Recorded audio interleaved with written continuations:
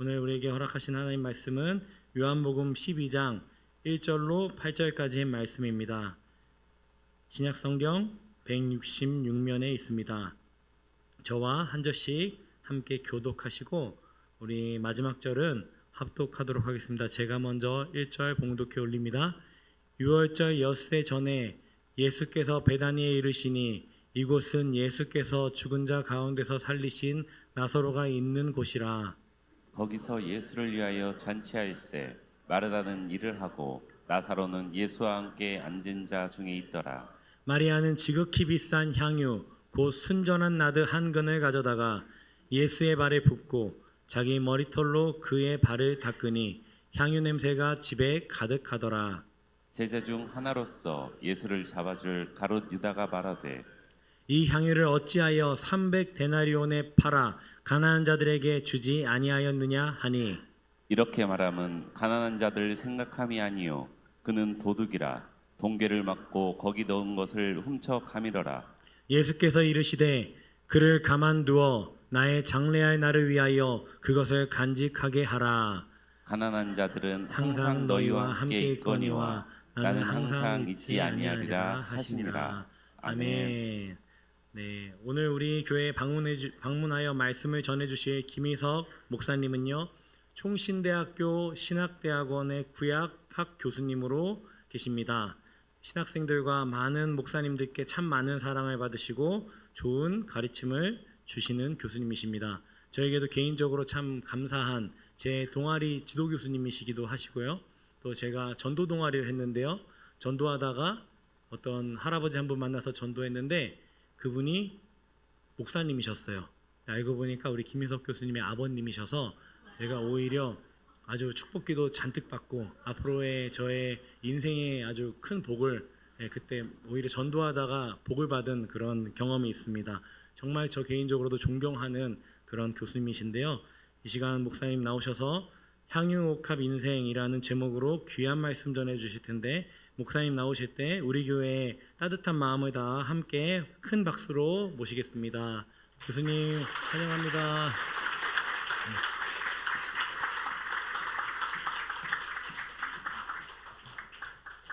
안녕하세요.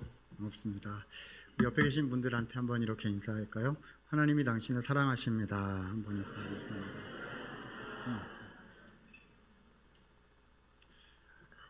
오늘 저는 요한복음 12장의 스토리 하나를 함께 나누려고 합니다. 향유옥합 스토리인데 아시죠? 한마디로 얘기하자면 마리아라는 한 명의 여인이 예수님께 귀한 향유를 부어드렸다라는 얘기고요. 요약하자면 마리아처럼 우리도 예수님께 헌신하는 향기로운 인생이 됩시다. 헌신합시다라는 메시지입니다. 너무 잘 아실 거예요. 신앙생활 조금이라도 열심히 해보신 분들이시라면 이 향유옥합 스토리 얘기 설교나 또 기타 버전으로 들으셔서 이렇게 감동, 은혜를 받으셔가지고 주님 저도 마리아처럼 예수님께 향유를 드리는 귀한 헌신하는 인생 살고 싶습니다. 결심 결단 해보신 경험이 있으시리라 생각을 합니다. 맞아요. 그런데 오늘 저는 그 이야기 속으로 한 걸음 더 깊이 들어가 보고 싶습니다. 그래서 질문을 하나 준비해 왔습니다. 여는 질문을 하나 준비해 왔거든요. 그래서 질문하면서 시작을 할 겁니다. 질문을 한다 그러니까 저 사람이 학교에서 나온 것이 맞구나. 우리에게 기말고사를 치려는가, 시험에 나를 빠뜨리려는가 생각하실 수 있는데요. 여러분, 저는 학교에서는 제가 깐깐한 선생이거든요. 이렇게 예사롭지 않은 눈빛을 우리 학생들한테 보내면서 그렇게 공부해서 목회자가 될 수 있겠냐, 뭐 이런 눈빛을 보내곤 합니다. 무슨 의미이지요? 졸업을 안 시키겠다, 뭐 이런, 더 쉽게 하자면 F를 주겠다, 뭐 이런 눈빛을 이제 다수 발사하는 사람인데요. 제가 교회에서 그런 악한 행동을 하면 안 되잖아요. 그렇죠? 자, 우리 예수님은 어떤 목자이시죠? 선한 목자이시잖아요. 예수님 닮은 선한 사람으로 있다가 저는 웃으면서 오늘 이 교회를 떠날 예정입니다. 그러니까 제가 질문한다고 해서 너무 놀라지 마시고요. 실제로 이렇게 주보 보면서 오늘 기도하신 집사님 일어나 보세요. 뭐 이런 거 저 안 해요. 저 안 하고요. 그냥 북치고 장구치고 누가 다 하죠? 제가 혼자 다 할 거예요. 그러니까 우리 성도님들은 들으시면서 이 마음만 가져주시면 좋겠어요. 예수님에게 주셨던 은혜를 오늘 저한테도 주세요. 그 은혜를 받고 돌아가기를 원합니다. 이 마음으로 그냥 제가 말씀드리는 내용 쭉 들어주시고 마음으로 함께 해주시면 좋겠습니다. 하실 수 있겠죠? 네. 자, 그래서 준비한 질문은 이거예요. 들어보세요. 마리아는 왜 그랬을까? 마리아가 예수님께 향유를 드렸는데요. 마리아가 그런 행동을 한 이유는 무엇일까? 가 질문입니다. 요즘 젊은 세대의 표현으로 하자면 이렇게 되겠죠. 그녀는 왜 그랬을까? 그렇죠? 마리아는 왜 그랬을까예요. 그렇잖아요. 마리아가 예수님께 그 귀한 헌신을 한 마리아의 마음이 나한테 와서 이렇게 좀 닿아야 이해가 돼야 그제서야 나도 그런 헌신을 주님께 할 수 있는 거 아니겠습니까? 그게 와서 안 닿으면 뭐 하라고 해도 하고 싶지도 않고요. 해도 억지로 하는 걸 거고 좀 하다가 말 거고 하다가 안 되면 입 나올 거고 하다가 잘 되면 내가 잘해서 그런 줄 알 거고 뭐 온갖 사단이 벌어지게 될 거거든요. 헌신 안 하니만 못한 일이 일어날 수도 있게 되기 때문에 바르게 헌신하는 게 중요한데 그래서 우리는 마리아의 마음을 생각해 보겠다는 것입니다. 오늘 우리가 요한복음 12장 1절부터 8절까지 읽었는데요. 그 중에 1절, 2절, 3절이 향유옥합 사건의 대략을 우리한테 소개해 줍니다. 자, 1절과 2절 읽어보면서 오늘 이 스토리 시작해 보았으면 합니다. 같이 두 절 말씀 같이 읽어주시면 좋겠습니다. 함께 읽습니다. 시작. 6월절 엿새 전에 이곳은 예수께서 죽은 자 가운데서 살리신 나사로가 있는 곳이라. 거기서 예수를 위하여 잔치할세 마르다는 일을 하고 나사로는 예수와 함께 앉은 자 중에 있더라. 아멘. 자, 배경은 6월절 엿새 전이었습니다. 그게 뭐냐 하면 6월절이 되면 예수님께서 십자가에 죽으시는 때가 되는 거예요. 그러니까 지금 십자가 며칠 전이었다라고 생각하시면 돼요. 이 중차대한 시점에 예수님께서 베단이라는 마을에 방문하셨다라는 겁니다. 자, 이 베단이라는 마을에 삼남매가 살고 있었거든요. 이 삼남매가 누구냐? 자, 첫 번째는 오늘 주인공 이름 뭐죠? 마리아이고요. 그 누이였던 마르다하고요. 그들의 오라비였던 나사로가 삼남매가 베다니 마을에 살고 있었어요. 성경에 나사로라는 이름이 여기만 나오는 게 아니거든요. 이 나사로가 누구냐? 자, 오늘 우리가 읽은 장이 몇 장이죠? 12장이고요. 바로 앞장은 몇 장이죠? 11장. 그 11장에 사건이 하나 나와요. 무슨 사건이냐? 제목을 붙이자면 나사로 육체 부활 사건이라는 사건이 나옵니다. 그러니까 영원한 부활로 나왔다 이런 거 말고요. 그냥 육체가 죽었다가 4일 만에 다시 육체가 살아난 사건인데 그게 누구 육체였다? 나사로 육체였다라는 겁니다. 여러분, 저는 이제 목사님 가정에서 태어나서 목사님 아들로 평생 이렇게 자라왔어요. 그래서 성경에 나오는 유명한 스토리들이 제 안에는요, 옛날 교회 노래 버전으로 저장되어 있는 경우가 다수 있습니다. 여러분, 진짜 옛날 노래인데 제가 여러 번 뵈니까 20대가 많으시고 나이가 많으셔야 30대 정도 되시는 것 같은데 맞으시죠? 아니에요? 저 사람이 더위를 먹었나? 여러분, 제가 센스가 있거든요. 저는 100만 년 전 사람이어가지고요, 옛날 노래를 많이 아는데 혹시 아실지 모르겠어요. 예수님이 말씀하시니라는 노래 혹시 아세요? 1절은 이렇게 해요.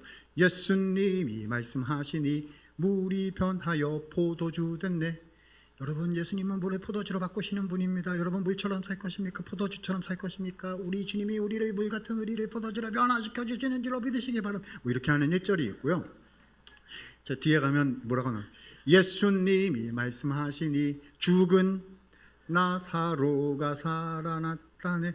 나사로야 나오너라. 우리 주님 말씀하시자 죽은 지 4일이나 돼가지고요, 시신에서 냄새가 나려고 했던 나사로가 벌떡 일어나서 육체가 부활하여 살아나왔다.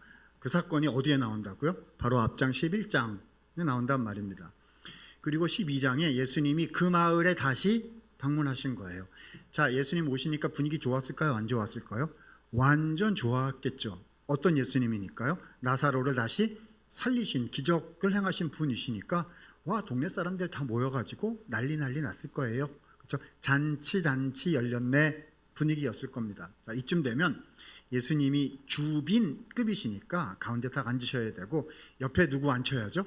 누구긴요, 나사로 앉혀야죠. 센스가 있으면 딱 그렇게 해가지고 뭐 해야 되죠?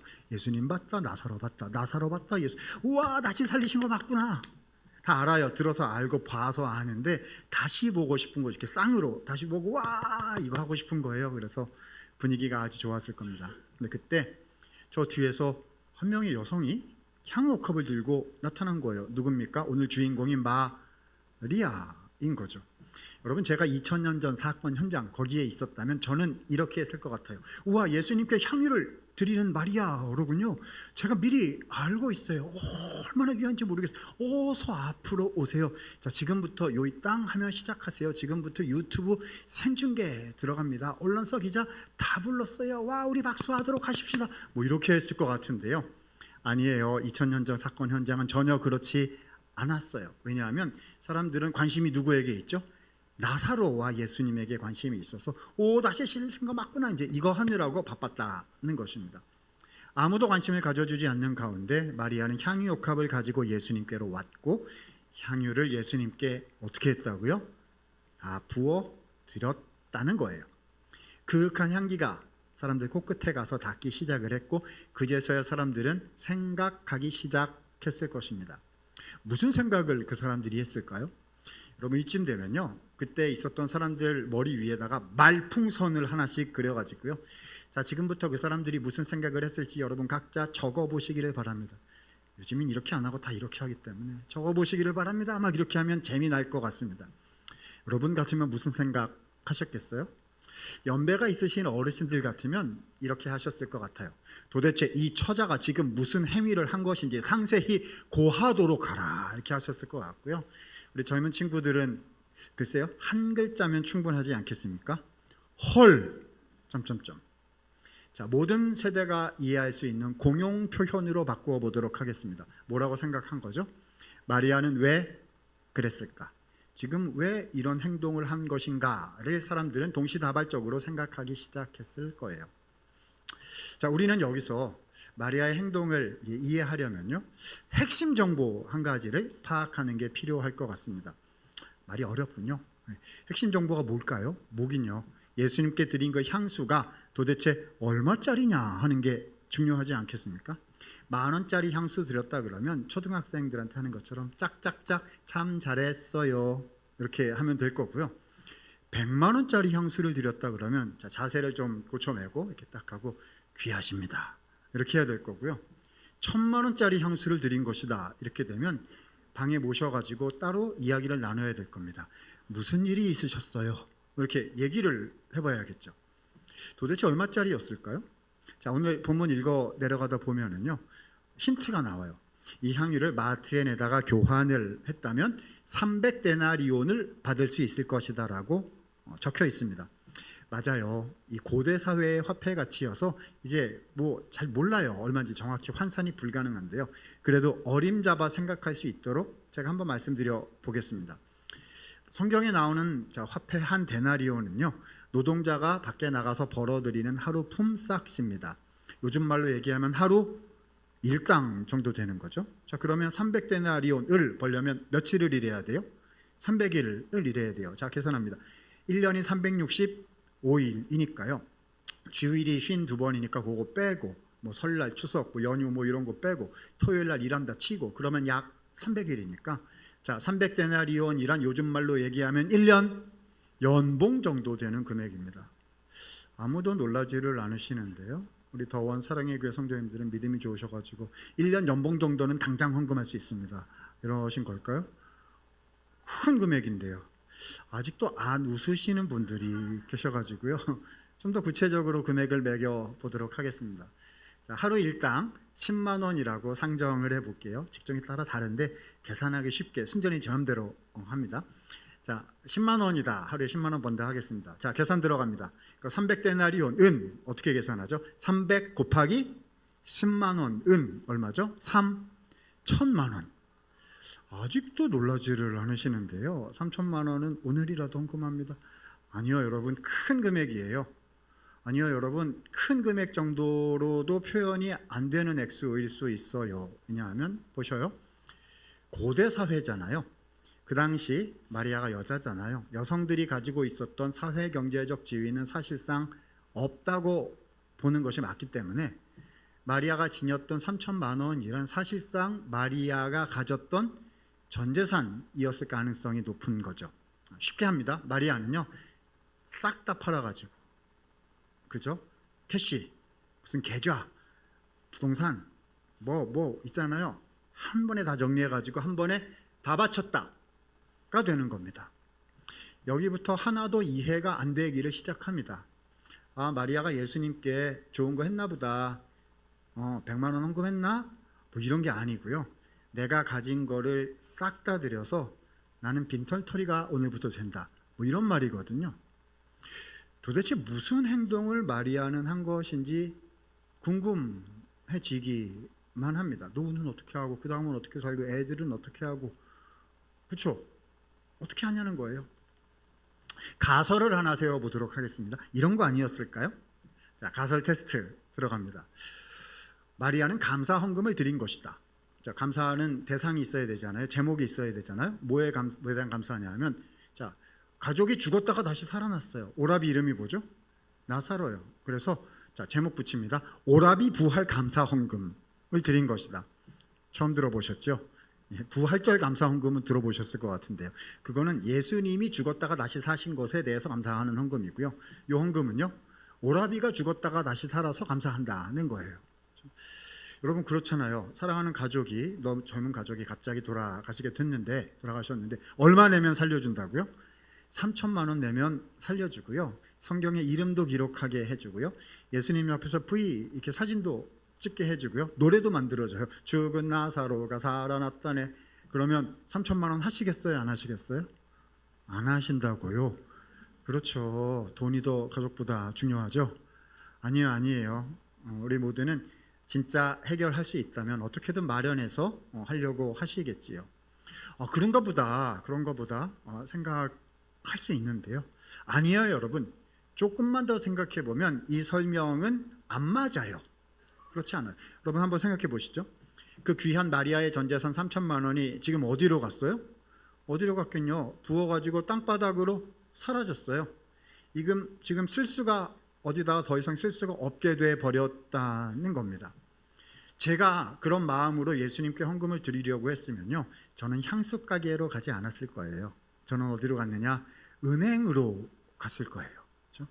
자, 우리 지점장님 나오세요. 담당 직원분 나오세요. 탁 이렇게 해가지고, 제가 귀한 거 예수님께 헌금 드려야 되는데 계좌로 쏘기에는 죄송하고 직접 드리고 싶으니까, 이런 표현 이해하실 수 있을지 모르겠는데, 신권으로 주세요. 사람 손 안 턴 신권으로 빳빳한 애들로 일렬 번호 맞춰가지고 주세요.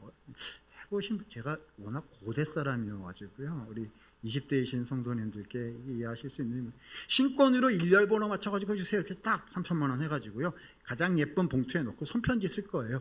예수님 사랑해요. 예수님 오라비 다시 살려줘서 너무 감사드려요. 저의 전 재산을 주께 드리니 주님의 복음 사역을 위해서 귀하게 써주세요. 여러분, 그렇잖아요.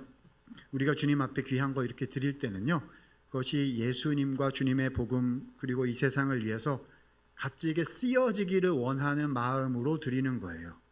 세상 말로 피같이 번 돈이고 울어서 번 돈인데, 그걸 주님께 드릴 때는 귀하게 쓰이기를 원하는 나의 마음과 삶을 이렇게 해가지고 드리는 거거든요. 그렇죠? 그래서 예수님 복음 사역을 위해서 써주세요. 예수님 요즘에 너무 고생하셔가지고 이렇게 피부가 망가지시고, 예수님 그러시면 안 되고요. 맛있는 것도 한번 꼭 사드세요. 예수님 사랑해요. 이렇게 써가지고 이렇게 딱 드리면, 와, 마음도 표현할 수 있고 나의 전 재산 드린 것이 귀한데 쓰일 수가 있게 되는 거잖아요. 근데 이 마리아, 이 여자는 말이죠, 어떻게 했냐면 예수님하고 이런 방구 사기도 안 하고 자기 맘대로 막 향수 가게로 가가지고 향수를 샀어요. 그리고 그걸 가지고 예수님한테 여쭤보지도 않고 와가지고 예수님 나사로는 얘기해가지고 기자회견하고 막 이런 거 하고 계시는데, 갑자기 나와가지고 예수님한테 향수를 막 퍼붓더니 막 울더니 머리를 막 풀어가지고 그걸 막 닦더니 막 이랬다는 것입니다. 도대체 마리아는 무슨 마음으로 한 걸까요? 마리아의 전 재산의 사용처가 예수님의 육체였던 거거든요.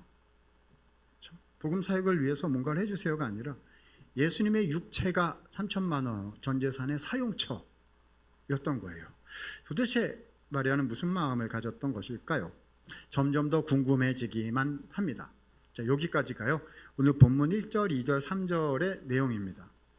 답을 안 알려주세요. 마리아의 마음이 무엇이었나 막 더 궁금해지기만 합니다.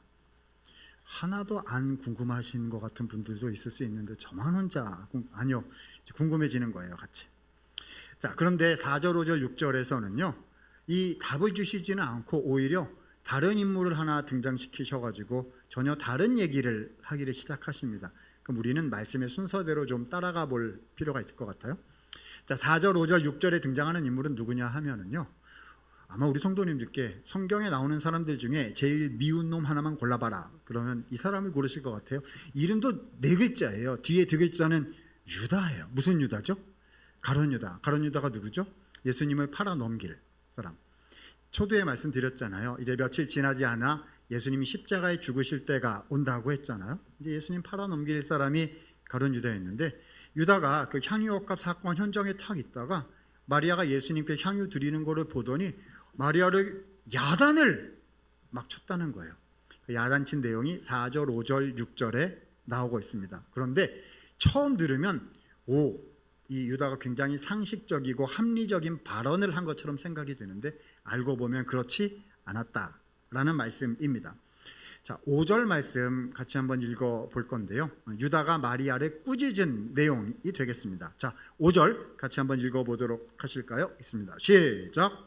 이 향유를 어찌하여 300데나리온에 팔아 가난한 자들에게 주지 아니하였느냐 하니. 자, 무슨 말인지 잘 이해 안 되시죠? 한국말인데 너무 길어요. 한마디로 줄이면 이렇게 됩니다. 아깝도다. 이렇게 한 거예요. 캐시로 바쳤어야지. 왜 부어서 사라지게 만들어? 캐시로 바쳤으면 어떻게 해요? 아니면 현물로 바쳤으면 쓸 수 있잖아. 다른데 구제헌금으로 이렇게 된 거예요. 그렇죠? 교회에 어떤 큰 하나님의 은혜를 받으신 분이 3천만 원 헌금을 했는데, 그럼 교회 계좌로 드려야 되잖아요. 근데 3천만 원짜리 불란서째 향수를 사가지고 담임 목사님 설교하고 계신데 예배 시간에 나와서 목사님 이게 머리에다가 부었다. 뭐 이런 종류의 충격인 거거든요. 그러면 헌금을 그따위로 바쳐? 안 그러면 현금으로라도 해서 잘 이렇게 드려야지. 뭐 이런 말처럼 생각이 되거든요. 되게 상식적이고 합리적인 유다의 발언인 것처럼 보입니다. 그러나 유다의 속마음은 전혀 그렇지 않았다라는 사실이 4절과 6절 말씀에 잘 나타나 있어요. 자, 4절 보니까요. 제자 중 하나로서 예수를 어떻게 할? 잡아줄 유다였다. 배반자였다라고 알려주시고요. 6절에 보니까 유다가 이렇게 말함은 가난한 자들을 진짜로 생각했던 것이 아니었고 오히려 그는 무엇이라? 도둑이라 돈꾀를 맞고 거기 넣는 것을 훔쳐가는 자였다라고 밝혀주십니다. 자, 저를 보시면요. 유다는 예수님의 사역 팀에서 재정을 담당하고 있는 사람이었어요. 그럼 이제 재정이 이렇게 들어오면 예수님 말씀을 이렇게 따라서 공정하고 투명하게 잘 사용해야 되잖아요. 근데 유다는 어떻게 했냐면 그중 일부를 이렇게 했다는 겁니다. 여러분, 교회 재정을 이렇게 하는 게 뭔지 모르시죠? 목사님 그 액션이 뭔지 저는 하나도 이해가 되지 않네요. 이렇게 하셔야 맞는 거예요. 저는 그게 뭔지 너무 잘 이해가 됩니다. 이러시면 큰일 나시는 거예요. 그렇잖아요. 아니 마리아가 이렇게 가지고 와서 이렇게 붓는 거 보고 뭔지 모르지만 귀한 헌신을 드리니 귀하다 이런 마음을 가져야 되는데, 이 유다는 보자마자 뭐부터 생각했다는 거예요? 저거 3천만 원짜리가 오고 있네, 뭐 이런 생각부터 들었다는 거 아닙니까? 뭔가를 이렇게 보면 하나님의 마음이 있고 주님의 은혜가 있고 주의 역사가 있고 뭐 이런 생각이 들어야 되는데, 일이 생각이 나고 얼마인지 생각이 나고 효율성이 생각이 나고 막 이렇게 됐다는 거예요, 유다가. 그렇죠? 자, 이렇게 말씀을 드리면요, 어떤 분들은 저한테 그러실지도 모르겠어요. 목사님, 유다가 그럴 줄 제가 진작에 알고 있었어요. 제가 유다가 나쁜 배신자인 거를 진작에 미리 알고 있었어요. 하나도 놀랍지를 않네요. 뭐 이렇게 생각하시면 안 되십니다. 여러분, 오늘 제가 뭐 설교 핵심은 아니지만 드리고 싶은 말씀 중에 하나가 뭐냐면요, 성경을 어떻게 이제 설교 말씀이나 뭐 묵상이나 이제 설교를 성경 말씀을 어떻게 들으셔야 되냐 하면요. 난생 처음 듣는 것처럼 항상 들으셔야 됩니다. 자, 설교는 어떻게 듣는다? 난생 처음 듣는 것처럼 들으셔야 돼요. 제가 교회 다닌 게 100년이 돼가지고요. 향유옥합 얘기를 100번을 들었어요. 이러시면 안 되세요. 여러분, 유다랑 마리아가 이 사건을 경험한 게 100번째 경험한 거예요? 아니면 이때 처음 경험을 한 거예요? 이때 처음 경험한 거예요. 그들처럼 주님의 은혜를 받으려면 자, 어떻게 해야 된다? 난생 처음 듣는 것처럼 들으셔야 되는 거예요. 물론 말씀을 훈련받아 잘 아셔야죠. 근데 우리의 마음이 그렇다는 거예요. 여러분, 제가 신학교에서 성경 가르치는 교수인데요. 우리 전사님들, 목사님들한테 성경 이렇게 가르치고 이렇게 하면서 나는 성경 잘 알아. 내가 몇백 번을 받고 내가 성경 원문을 받고 내가 세상에서 최고 잘 알아. 그래서 나는 더 이상 감동도 없고 나는 잘 알아. 이러면은요, 될까요? 안 될까요? 저는 그때부터 강단에 서 있을 자격이 없는 거예요. 어디서? 그렇죠? 실제로 어떠냐면요. 하나님 말씀 이렇게 보면 너무 날마다 놀라워요. 괜히 하는 얘기가 아니라 깊고 넓고 정말 보배가 이 안에 들어 있어 가지고요. 제가 늘 하는 일은 놀랍도다. 어떻게 이렇지? 놀랍도다. 이게 제가 성경 볼 때 일어나는 일이거든요. 자, 어떻게 성경은 들어야 된다? 난생 처음 듣는 것처럼 들으실 수 있기를 축복합니다. 이제 담임 목사님 나중에 오시면요. 아니, 우리 성도님들이 처음 듣는 것처럼, 아니, 목사님을 처음 보는 것처럼 맞으라는 게 아니라요. 말씀을 집중해서 처음 듣는 것처럼 들으셔야 되는. 여러분, 이 유다 한번 생각해 보세요. 이 유다는요, 헌신자 중에 헌신자였어요. 우리가 배반자, 나쁜 놈 이런 게 아니고요. 헌신자였어요. 3년 전 예수님께서 처음 그를 부르셨을 때요. 유다는 모든 것을 다 버리고 주님을 따라 나갔던 12제자 중에 한 명이었어요. 우리는 일부만, 너무 귀하죠. 이렇게 드리면서 신앙생활을 하지만 유다는 진짜 다 바치고 다 버리고 주님을 따라 나갔던 사람이라고요. 근데 웬일입니까? 3년 지났는데요. 유다의 마음이 달라졌어요. 더 정확히 얘기해 볼까요? 예수님을 향한 이 유다의 마음이 뛰지를 않아. 마음이 없어졌어요. 요즘 교회 말로 얘기를 하자면요. 몸은 교회 구조 안에 들어가 있는 거예요. 예배도 드리고 봉사도 하고 여기 있어요. 잘 있어요. 근데 그 예수님을 향한 심장이 없어졌단 말입니다. 그러니까 이런 반응이 나오는 것이거든요. 여러분, 이쯤 되면 똑같은 질문이 떠오르게 됩니다. 무슨 질문이죠? 유다는 왜 그랬을까? 아까 질문은 뭐였죠? 마리아는 왜 그랬을까? 오늘 본문은 두 가지 그림을 그려서 비교 대조하여 우리한테 질문하고 계시는 거예요. 첫 번째 그림은 뭘까요? 이해할 수 없을 만큼 놀라운 헌신을 드린 마리아의 그림. 두 번째는 이해할 수 없을 만큼 넘어져 버린 유다의 그림. 두 가지를 우리에게 보여주시면서 질문하고 계시는 거죠. 지금 나의 신앙은 마리아와 같습니까? 아니면 유다와 같습니까? 라고 나에게 질문하고 계시는 거예요. 여러분은 어떻게 대답하시겠습니까?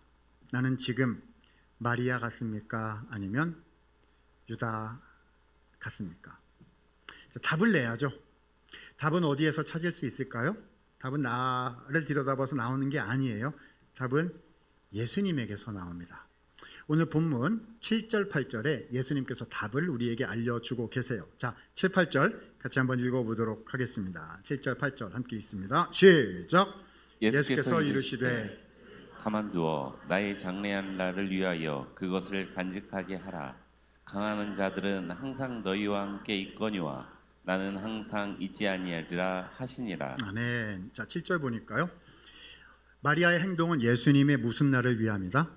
장래할 날을 위함이다. 자, 예수님의 장래할 날은 언제를 가리키는 거죠? 초두에 말씀드렸어요. 6월절이 되면 며칠 후 예수님께서 십자가에 우리를 대신하여 죽으실 것인데 그 예수님의 십자가 사건을 마리아가 미리 알게 되어 그 예수님께 향유를 부어드림으로 감사하려고 했다는 겁니다. 향유는 향수죠, 향수. 고대 사회의 시신을 마무리하는 장례 용품이기도 했거든요. 왜 현찰로 드리지 않고 예수님의 몸에 부으려고 했을까요? 예수님께서 그 육체로 친히 십자가에 달리사 우리를 대신하여 죽으실 것이었기 때문에 그 예수님의 육신의 향유를 부어드려 예수님의 죽으심에 감사드리고 기념하고자 했다는 것입니다. 여러분, 사실 마리아의 마음을 더 정확하게 이해하려면요, 그 앞장 나사로 부활, 육체 부활 사건인 11장부터 12장까지 전체를 쭉 살펴야 돼요. 왜냐하면 두 가지가 하나로 묶여 있는 사건이기 때문이죠. 그런데 제가 11장부터 자세히 말씀을 드리면 오늘 우리가 집에 갈 수가 없어요. 밤을 새야 될 거예요. 밤 새고 쉐이커즈 캠프로 같이 가야 될 겁니다. 그럴 수가 없어요. 그래서 제가 11장의 핵심만 하나 꺼내서 12장과 연결해서 적용하고 마무리하려고 합니다. 나중에 시간 내셔서 11장부터 12장까지 한번 깊이 한 번에 읽어보시기를 바랍니다. 자, 11장 내용은 이거예요. 자, 마리아, 마르다, 나사로, 삼남매가 베다니에 살고 있었는데 예수님하고 되게 가까운 가족이었어요. 근데 어느 날 오빠 나사로가 죽을 병에 걸린 거예요. 그래서 자매인 마르다, 마리아가 예수님께 소식을 전했어요. 예수님, 오빠가 아파요! 를 한 거죠. 무슨 뜻이죠? 예수님 빨리 오셔서 고쳐주세요! 를 한 거예요. 근데 예수님이요, 오시지 않으시고 고쳐주시지도 않으셨어요. 예수님 바쁘시면 안 오셔도 돼요. 예수님은 리모트 파워가 있으시잖아요. 말씀만 하셔도 병이 나을 건데 오시지를 않으셔서 오라비가 죽었어요. 자, 여러분, 이런 일이 생기면 어떻게 될까요? 어떻게 되긴요? 내 마음이 예수님한테 식어요. 그리고 마음이 이렇게 틀어지죠. 아니, 이게 그냥 어쩌다가 있는 그냥 지나가는 기도 제목 뭐 이런 것도 아니고요. 우리 가족한테 지금 제일 중요한 일이거든요. 오라비 일이. 그렇죠? 예수님 딴 걸로는 안 되고요. 살려야 되는 거예요. 그렇죠? 이때까지 돼야 되는 거예요. 하나님 다른 거는 안 돼도 이건 이렇게 돼야 되는 거예요 라고 우리가 포기 못하는 게 있거든요. 안 되는 게 있거든요. 근데 나를 사랑한다고 맨날 얘기하신 하나님이 안 들어준 거라. 그래서 이게 틀어졌어요. 망했다고요. 그럼 어떤 생각이 들죠? 하나님이 안 듣는구나. 또 뭐 더 좋은 걸로 준비해놨다 뭐 이런 얘기 나올 건데 그게 뭔지 말해주지도 않고 내 마음에는 위로도 안 되고 뭐 이래가지고 이렇게 멀어지는 거거든요. 하나님한테서. 몸은 여기 있을지 몰라도 마음은 막 멀어지는 거거든요. 우리 더원 사랑의 교회 성도님, 믿음이 좋으셔서 무슨 일이 생겨도 활짝 웃는다 이러시죠? 저는 안 되는데요. 저는 꼭 돼야 되는데 하나님이 안 들어주시면 하나님 이럴 수 있어요. 막 이렇게 되는데 부족해가지고. 근데 예수님이 나중에 오셨어요. 오빠가 죽은 지 4일이나 있다가 야, 하나님이 타이밍을 못 맞춰. 이때까지 이렇게 돼야 되나 그랬는데 딴 걸로 막 그거 아닌데. 마음은 틀어졌거든요. 근데 예수님 늦게 오셨어요. 자, 이때 이 두 자매였던 마르다와 마리아의 반응이 서로 반대였습니다. 11장 읽어보면요. 마르다는 예수님 오셨다는 소식을 듣고 마을 입구까지 막 뛰어갔어요. 왜 뛰어나갔을까요? 왜긴요. 와다다다다다 이거 하려고 한 거죠. 아마 마리아와 마르다는 MBTI 검사해보면 성격 유형이 반대였을 것 같아요. 마르다가 막 뛰쳐나갔어. 와다다다. 예수님 왜 이제 오셔가지고 어떻게 우리한테 이럴 수 있습니까? 뭐 이제 이런 걸 하러 간 것 같아요. 그렇잖아요. 어떤 분들은요. 마음에 뭐가 있으면 말을 해야 되는, 그냥 다 말을 해야 되는 분들이 있어요. 나는 뭐 뒤끝은 없다. 앞뒤가 똑같다. 뭐 이러긴 하시는데요. 아무튼 뭐 말을 하셔야 되는 분들이 있으시죠. 근데 마리아는 반대였어요. 마리아는 예수님 보러 안 나갔고 집에 앉아 있었고 그래서 예수님 찾을 때까지 오지를 않았어요. 또 반대되는 유형의 성품도 있으시잖아요. 무슨 일이 생기면요. 안 봐요. 못 봐요. 사라져요. 그 사람이 우주에 존재하는지 알 수 없어요. 뭐 이렇게 되시는 분들도 또 있을 수 있잖아요. 마리아는 집에 있었어요. 자, 누가 뛰쳐나갔다? 마르다가 뛰쳐나가서 예수님께 왜 이제 오셨습니까? 왜 일을 이런 식으로 하십니까? 라고 물었어요. 그러자 예수님께서는 기다리셨다는 듯이 답변을 해주셨는데요. 그 예수님의 답변 속에 그러니까 나사로를 왜 죽도록 놔뒀다가 나중에 다시 살리는 방식으로 일을 복잡하게 하려고 하셨는지 이에 대한 대답을 해주셨는데 그 대답 안에 예수님의 복음의 진리가 들어 있었습니다. 자, 오늘 마지막 읽을 성경 구절인데요. 요한복음 11장 25절 26절입니다. 자, 나에게 주시는 약속의 말씀이다 생각하시면서 같이 힘있게 읽어보시면 좋겠습니다. 읽습니다. 시작. 그래서 이르시되 나는 부활이요 생명이니 나를 믿는 자는 죽어도 살겠고 무릇 살아서 나를 믿는 자는 영원히 죽지 아니하리니 이것을 내가 믿느냐. 아멘. 자, 여기서 예수님께서 자기 자신에 대해서 두 가지로 설명을 해주셨어요. 여기서 나는 예수님을 말하는 겁니다. 첫 번째, 나는 무엇이다? 부활이다 하셨어요. 그 뜻이 25절 뒤에 나와요. 나를 믿는 자는 죽어도 살겠고. 이거 뭘 말씀하시는 거죠? 육체의 부활을 얘기하신 겁니다. 여러분, 그러니까 지금 이게 무슨 얘기죠? 너네가 지금 나사로가 죽었다고 울고불고 하고 있느냐? 그 죽은 나사로의 육체를 내가 지금 다시 살린다! 뭐 이런 말씀이에요. 근데 보세요. 지금 죽었다가 다시 사는 거는 나사로만 얘기하는 게 아니에요. 며칠 있으면 누가 죽으시고 다시 사시죠? 예수님이요. 그러니까 지금 나사로가 죽었다가 다시 살게 하신 이것은 우리를 위해서 죽으시고 부활하실 누구를? 예수님을 미리 보여주기 하고 있는 것이다. 이 나사로 가족, 마리아 가족은 예수님의 복음의 영광을 위하여 더 귀하게 쓰시려고 하는 것이다 하는 것을 예수님이 직접 지금 말씀해주고 계신 거죠. 근데 끝이 아니에요. 더 중요한 게 하나가 두 번째로 있어요. 자, 두 번째, 나는 무엇이다? 생명이다 라고 하셨습니다. 그 뜻이 26절에 나와요. 무릇 살아서 나를 믿는 자는 영원히 죽지 아니하리니 이것을 내가 믿느냐 하셨어요. 자, 영원히 죽지 않는다. 뭐죠? 영원한 생명, 영생. 육체만 부활하는 것이 아니라 예수 그리스도의 이름을 믿으면 영생을 받고 하나님의 자녀가 되는 권세를 받게 된다는 사실을, 자, 무슨 사건 통해서요? 나사로가 죽고 다시 사는 사건을 통해서 예수님의 복음의 진리를 드러내는 영광스러운 주님의 가문으로 쓰시기 위한 것이다 라고 말씀해 주셨다는 것입니다. 근데 이 말씀을 누가 들었다고요? 마르다는 들었는데 마리아는 어디에 있었다고요? 집에 앉아 있었다는 거예요.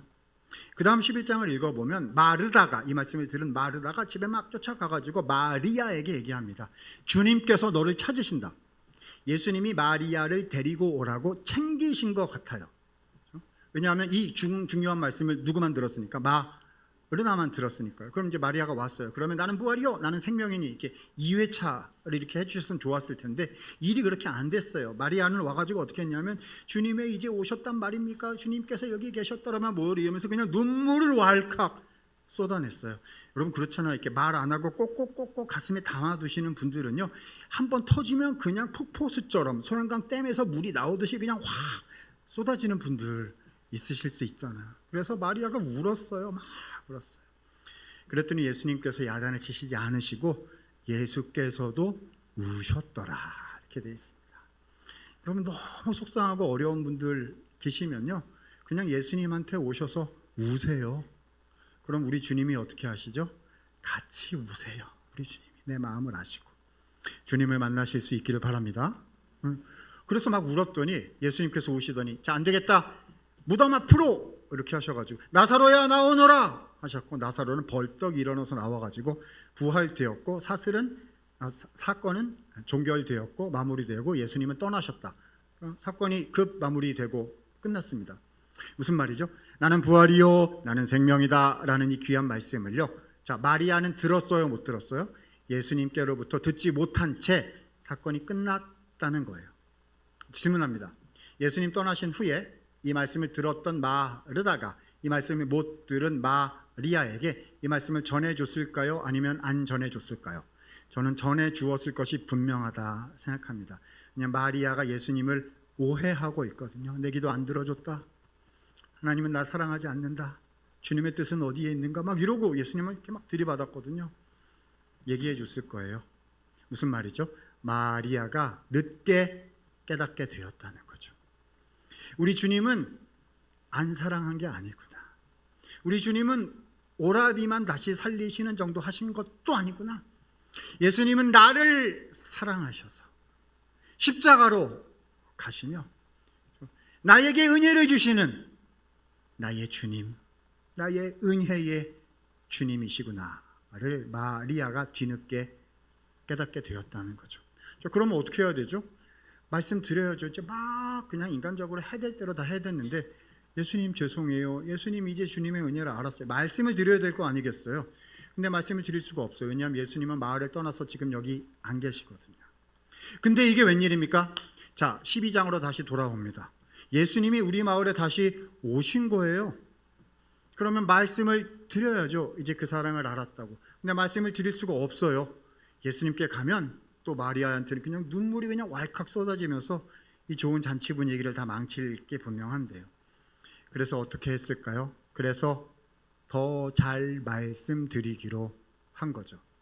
예수님이 보시면 바로 아실, 예수님의 십자가 죽음을 감사하고 기념할 수 있는 향유를 준비해서 예수님께 부어 드렸던 것입니다. 말씀드렸던 거지요. 예수님, 저 이제 예수님의 십자가의 사랑의 은혜를 알았어요. 예수님, 감사드립니다. 예수님, 감사드립니다. 라고 예수님께 말씀을 드렸던 것입니다.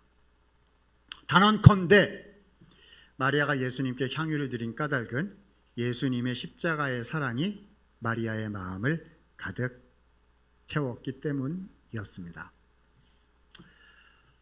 사랑하는 여러분, 저는 목사님 아들로 태어나서 평생을 교회에서 살았기 때문에요, 이 향유옥합 설교 제가 얼마나 많이 들었겠어요.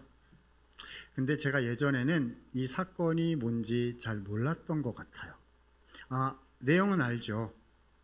내용은 알죠. 근데 핵심을 몰랐던 것 같아요. 저는 향유옥합 사건이 이런 건 줄 알았어요. 쉬운 교회말로 할게요. 헌신하십시다 인 줄 알았어요. 더 쉽게 할까요? 바쳐라, 바쳐라 인 줄 알았어요.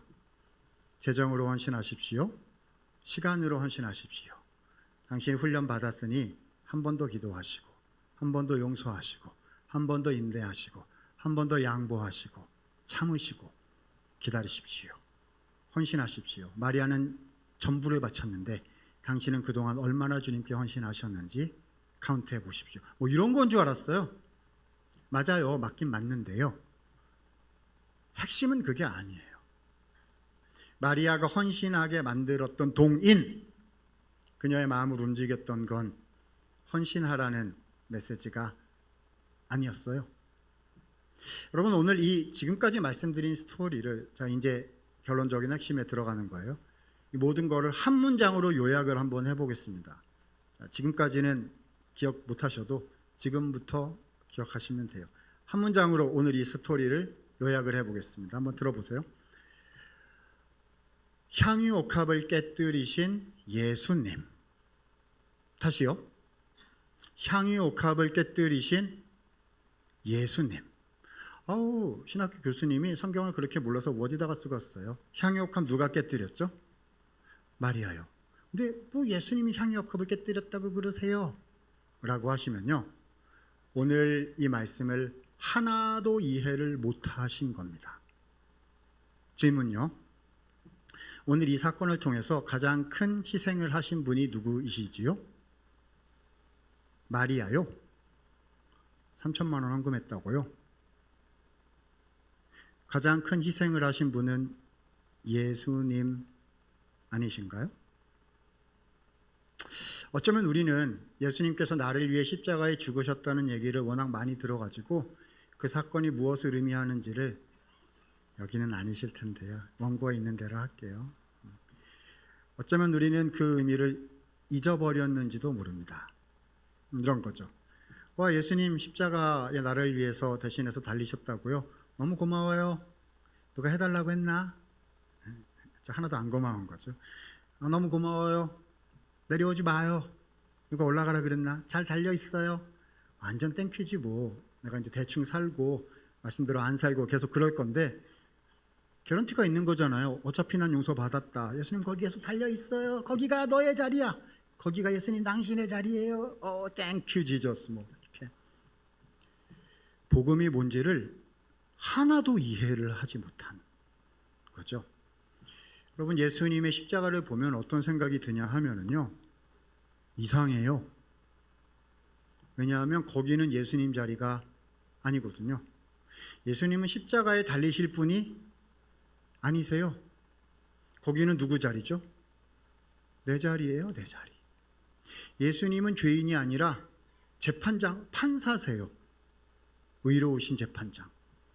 근데 피고 자리에 서야 하는 피고인 나를 대신하여 피고 자리에 서셔서 사형을 언도받으시고 사형을 집행당하셔서 내가 아무것도 한 것이 없는데 의인이 되어버린 이상한, 말이 안 되는 결과를 은혜로 나에게 주신 분, 예수님이시죠. 여러분, 오늘 이 사건에서 깨어진 진짜 옥합이 뭘까요? 나를 위해 십자가에 달리신 예수님의 육신이야말로 깨어진 진짜 옥합이 아니겠습니까? 오늘 이 사건에서 흘려진 진짜 향유란 무엇일까요? 나를 위해 흘려주신 예수님의 귀하신 보혈이야말로 흘려진 진짜 하늘의 향유가 아니겠습니까? 그러니까 여러분, 향유를 드렸던 마리아의 마음은 이런 거예요. 한 문장으로 표현하면 이런 거예요. 한번 들어보세요. 마리아는요, 그러니까 뭔가를 괜찮은 걸 이렇게 바친 게 아니었어요. 어떻게 바쳐요? 전 재산을 어떻게 한꺼번에 바쳐? 살 거 남겨놓고 이렇게 하는 거지. 그러니까 이거는 바치는 종류의 일이 아예 아니었다는 거지요. 반대예요, 반대. 마리아는 뭔가를 바친 게 아니라 마리아는요, 받았던 것이었습니다. 이해할 수 없을 만큼 놀라우신 예수님의 십자가의 사랑을 받았던 거지요. 그래서 감사합니다. 감사합니다라고 말씀드렸던 거예요. 우리 더원 사랑의 교회 성도님들은 주님 앞에 많은 헌신을 귀하게 해오신 분들이시라 생각이 되어서 제가 개인적으로 뭐라고 권면할 자격은 없는 것 같아요. 네, 그래도 하나님 말씀 전하라고 불러주셨으니 원고에 있는 대로 하도록 하겠습니다. 우리가 주님께 많은 헌신을 해요.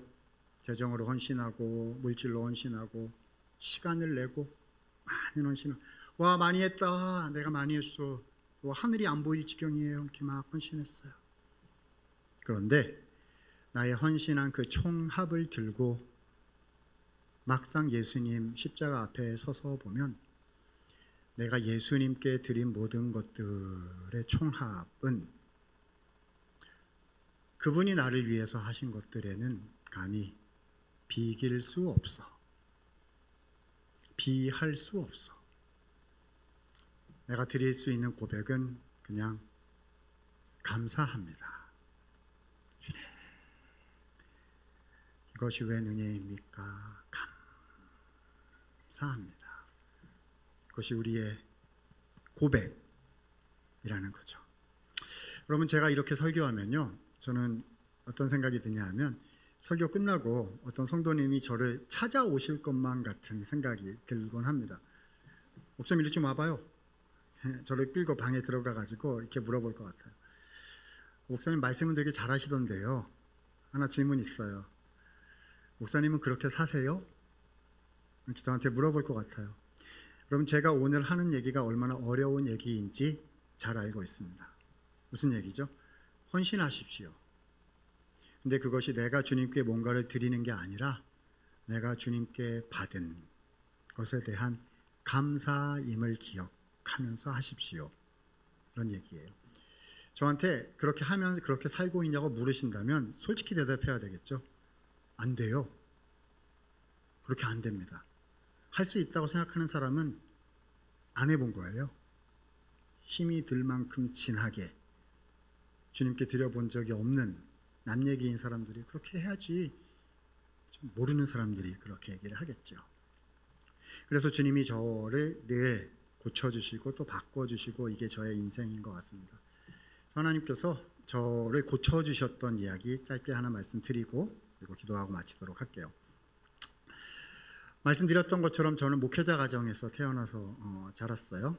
그래서 뭐 세상 말로 금수저 은수저는 아니었고 신앙의 유산은 있지만 뭐 재정적으로 얼마나 넉넉했겠습니까? 뭐 재정적으로는 뭐 흙수저 정도 됐던 것 같아요. 그러나 신학교 가기 전에 대학교 다닐 때에 저한테 누군가가 그래도 너도 뭐 가진 게 있지 않았겠느냐, 주님께 뭘 드리고 포기하고 신학교에 간 거 아니었겠느냐 이렇게 묻는다면 저 괜찮은 거 하나 있었어요. 교회 안에 들어오면 이제 아무것도 아닌데 교회 밖에 딱 나가면 우리 한국 사람들이 좋아라들 하는 것 중에 하나 괜찮은 거 저 가진 게 있었습니다. 아무것도 아닌데요. 뭐냐 하면 대학교 학벌이었어요. 저는 서울 상대 서울대학교 경영학과를 나왔습니다. 우리 동기들이 곳곳에 진짜 다 들어가 있어서 나도 나쁜 마음으로 네트워크 부리면 나도 뭐 할 수 있겠다 뭐 이런 생각이 드는 우리 친구들, 저도 그 학과를 나왔어요. 근데 대학교 3학년 때 나는 이 길로 안 가고 졸업하고 신학교를 가겠다 이렇게 결정을 했습니다. 저희 아버님은 목회하셨으니까 잘했다 이렇게 좋아해 주셨는데요. 근데 가까웠던 분들, 친척분들 중에는 아버님 말씀과는 다른 얘기를 하신 분들이 계셨어요. 제가 신학교 간다 그러니까 그분들이 저한테 뭐라고 하셨을 것 같으세요? 이렇게 얘기하셨어요. 아깝도다! 그러셨어요. 근데 저는 1도 아깝다고 생각하지 않았어요. 왜냐하면 부르신 대로 가는 거잖아요. 너는 목회자가 되라 하시면 목회를 하는 것이고, 너는 선교사가 되라 하시면 선교를 하는 것이고요. 너는 전임 사역자는 아니지만 일반 성도로 주님의 교회를 섬기고 또 맡겨주신 이런 것들을 해라 이렇게 하시면 그냥 그걸 하는 거예요. 부르신 대로 하는 거기 때문에 아깝다는 생각을 1도 한 적이 없었어요. 그런데 막상 신학교에 가고 나서 제 안에 못된 인간적인 생각이 또아리를 틀게 된 거를 몇 년 후에 보게 됐습니다. 자, 이 몇 년 지나서 제가 신학교에 실제로 갔어요. 가서 어느 교회에 청소년 부서 담당 교육전도사로 부임을 해서 봉사하러 가게 됐습니다. 근데 그 교회 가봤는데 부임을 했는데요. 와, 그 교회에 그때 담임 목사님께서 저의 서울대학교 한참 선배님이신 거예요. 근데 저는 모태신앙이지만 그분은 안 믿다가 대학원, 서울대학교 대학원 다니시던 시절에 갑자기 예수님을 믿으셔가지고 목사님까지 되신 분이셨어요. 근데 그분이 그때 어디 이렇게 가셨다가 되게 오랜만에 안 믿던 시절에 서울대학교 친구들을 만나셔가지고 몇 마디 얘기 나누신 거를 교회 돌아오셔가지고 설교 시간에 지나가듯이 얘기하셨는데 제가 여기서 예배 드리고 있다가 그 말씀에 큰 도전을 받은 그런 얘기입니다. 여러분 잘 들으셔야 돼요. 지금부터는 제 얘기가 아니라 그 목사님 얘기예요. 그분은 훌륭하신 분이고 저는 나쁜 놈이거든요. 잘 들으셔야 돼요. 오해하시면 안 됩니다. 그 목사님이 안 믿던 시절에 서울대 친구들을 만나셨어요. 그래서 아직도 안 믿고 있었던 그 친구들이 그 목사님한테 이렇게 얘기를 했다는 거예요. 아무개야, 너 아직도 교회에서 썩고 있냐? 교회라는 게 썩고 있는 거다. 그잖아요. 잘 나갈 수 있었는데 주님을 위해서 시간을 들였고 눈물을 들였고 기도하고 목양하고 이러느라고 자기 거는 못 챙기고 아직도 썩고 있냐? 그랬다는 거예요. 그랬더니 그 목사님이 그 친구들한테 이렇게 대답을 하셨대요. 얘들아, 나 썩고 있는 거 아니야. 그리고 내가 예수님을 위해서 썩을 수 있다면 그건 영광이지. 그건 영광이지. 하셨다는데 제가 여기서 예배 드리고 있다가 하나님 저한테 그러시는 것 같았어요. 이놈아, 정신 차려라 하고 제 뒤통수를 이렇게 하나님이 치시는 것 같았어요. 여러분 지금부터 잘 들으셔야 돼요. 지금부터는 그 목사님 얘기가 아니라 제 얘기예요. 그분은 훌륭하신 분이시고 저는 나쁜 놈, 못난 놈이거든요. 그 말씀을 듣는데 알겠더라고요. 제 마음속에 나쁜 인간적인 생각이 저도 모르게 자리를 잡았다는 것을 알게 됐어요. 자, 이건 제 마음, 그 당시 제 마음입니다. 제가 이렇게 생각하고 있었던 거죠. 그 당시 저예요. 이래봬도 나는 괜찮은 거를, 좋은 괜찮은 거를 주님께 바친 나는 바친 인생이야 라고 생각하고 있더라고요. 근데 주님이 이놈아, 그거 아니야. 너는 바친 인생이 아니라 받은 인생이야 라고 저한테 말씀해 주셨어요. 생각해 보니까 저는 받은 인생이더라고요. 그 위대하고 놀라우신 예수님의 복음, 그 사랑을 받은, 그 영생과 부활을 받은, 저는 받은 인생이에요. 주님의 존귀한 교회를 섬길 수 있는 주님의 특권을 받은, 나는 받은 인생이더라고요. 그래서 생각을 바꾸기로 했습니다. 나는 바친 인생이 아니라 받은 인생이다. 그 다음에 잘 됐을까요? 안 되죠. 이게 그렇게 잘 되는 얘기가 아니에요. 옛날 건전지 광고 이런 거 있었는데 혹시 기억나세요? 100만 22, 100만 23, 오래가는 건전지라고, 푸시업을 100만 개 넘게 하는 건전지. 내가 지금까지 주님께 헌신을 100만 23개를 했거든요. 남들이 안 하는 거 다 했거든요, 나는. 근데 또 연락이 왔어요. 100만 24번째 헌신을 하라고. 이번에 시간을 내시고, 이번에 양보를 하시고, 이번에 당신의 눈물을 흘리시고, 이렇게 100만 24번째. 하나님 있잖아요. 옆에 보니까 100만 개가 뭐예요? 23개밖에 안 한 사람들이 드글드글 하거든요. 저 사람들 50개만 좀 하라고 그래요. 그러면 제가 200만까지 할 의향이 있나이다. 여러분 안 그러시죠? 제가 그렇다고요. 제가 이제 막 그러려고, 나는 바친 거예요. 내가 이 동네에 제일 많이 있어요. 막 이렇게 하려고 그러면, 그래서 이놈아! 정신 차려라. 제가 한두 번 맞은 게 아니라서. 옆에 와서 보시면 제 뒤통수가 납작하거든요. 이렇게.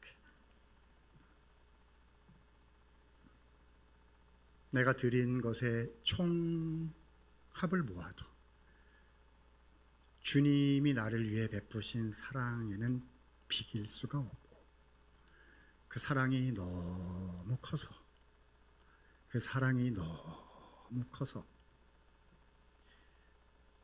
주님, 저는 감사해요. 이게 입 바른 소리가 아니라 진짜야. 이렇게. 주님, 저는 감사해요. 이것이 신앙이고 이것이 인생이지요. 우리는 모두 향유를 드리는 헌신하는 인생 살아야 되거든요. 그게 진짜 인생이에요. 근데 향유는 내 인생, 내 향유를 모아서 드리면은 사고가 나요. 왜냐하면 하다 보면 내가 많이 바쳤다 이렇게 저처럼 생각하게 되니까 안 돼요. 그렇게 하면 안 돼. 어떻게 해야 되냐면 이렇게 하면 돼요. 자, 이제 끝냅니다. 향유는요, 어떻게 바치는 거냐면, 향유는요, 하늘에서 예수님의 향유를 받아서 그걸로 드리고 그걸로 나누는 겁니다. 여기 살아 있어야 돼요. 여기 살아 있어야 돼요. 예수님이 나를 사랑하셨습니다. 예수님이 나를 사랑하셨습니다.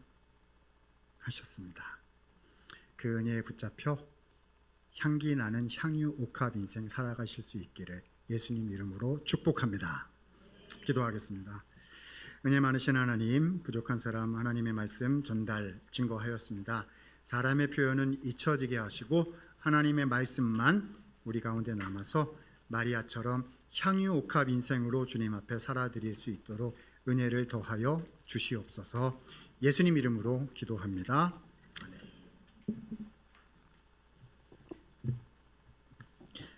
목사님의 귀한 말씀을 허락하신, 목사님을 통해 귀한 말씀을 허락하신 하나님께 영광의 박수 드리겠습니다.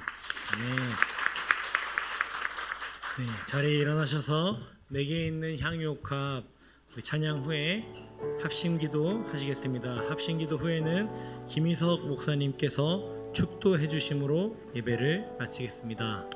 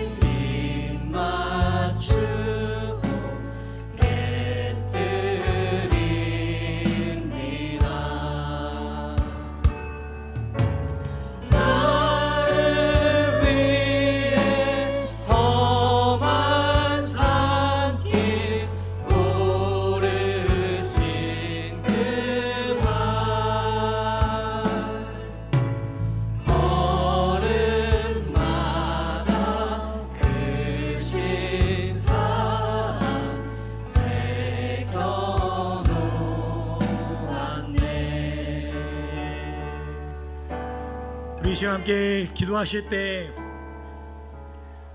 나를 위하여 자신의 모든 것을 다 쏟아 깨뜨리신 우리의 향유옥합 되신 예수님께 감사하며 나의 삶도 주님께 받은 은혜 주님 앞에 반응하여 향유옥합을 나의 전부를 나의 삶을 나의 중심을 주님께 드리겠노라 고백하는 귀한 시간 되기 원합니다. 우리 이 시간 함께 주여 한번 외치시고 기도하시겠습니다.